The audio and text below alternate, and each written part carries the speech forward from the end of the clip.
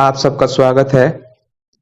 और आज जो हम इस वीडियो में डिस्कस करने वाले हैं वह है आगे के जो शब्द हैं इस दूसरे श्लोक में भगवत गीता के, जो कि इस प्रकार हैं। आचार्यम उपसंगम्य राजा वचनम अब्रवीत। इसका मतलब है कि आचार्य के पास जाकर राजा ने ये वचन कहे, ये शब्द कहे। तो यहाँ पर संजय कहना चाहते हैं कि दुर्योधन अपने को राजा समझकर आचार्य के पास गए। तो शास्त्रों में बताया गया है कि व्यक्ति को आचार्य के पास जाते हुए अपने आप को बहुत ही नीच समझना चाहिए। जैसा कि मुंडक उपनिषद में भी लिखा हुआ है, स गुरु में वा विगच्छेत समित पाणी श्रोत्रियम ब्रह्मनिष्ठम। अर्थात व्यक्ति को अपने दोनों हाथ जोड़कर गुरु के पास जाना चाहिए। अगर कोई व्यक्ति राजा भी हो तो भी उसे अपने गुरु के पास बहुत ही विनम्रता पूर्वक हम्बल बनकर जाना चाहिए। जिस समय भगवान श्री कृष्ण अर्जुन को भगवत गीता का उपदेश दे चुके थे, तब और दोनों पक्षों की सेनाएं, दोनों पार्ट की सेनाएं युद्ध के लिए तैयार हो गईं। उस समय युधिष्ठिर महाराज अपने कवच और शस्त्रों को छोड़कर हाथ जोड़े हुए बड़ी तेजी से भीष्म और द्रोण से मिलने के लिए आए। जिस प्रकार वे द्रोणाचार्य के पास आए, उस समय वो अपनी दोनों हाथों को जोड़े हुए थे। फिर उन्होंने आचार्य को प्रणाम किया।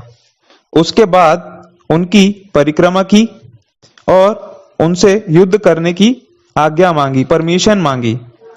तो यहां हम देखेंगे कि दुर्योधन और युधिष्ठिर महाराज दोनों आचार्य के पास जाते हैं, बट उन दोनों की जो विधि है, जो उनका तरीका है, उसमें कितना अंतर है, कितना डिफरेंस है।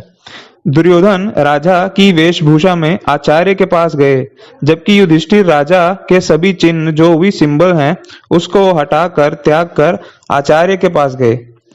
दुर्योधन युद्ध का आदेश देने के लिए आचार्य के पास गए, जबकि युधिष्ठिर युद्ध का आदेश लेने के लिए आचार्य के पास गए।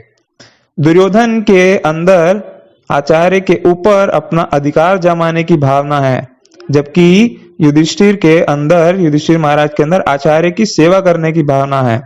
यहाँ पर शब्द है आचार्य उपसंगम्य।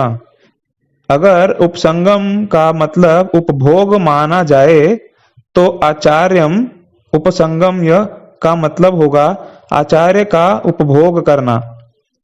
राजा वचनम अब्रवीत, राजा ने अपना आदेश दिया। इसका मतलब है कि दुर्योधन आचार्य का उपभोग अपनी इंद्रिय तृप्ति, अपनी सेंस ग्रेटिफिकेशन के लिए कर रहे हैं और आचार्य को अपना ऑर्डर दे रहे हैं।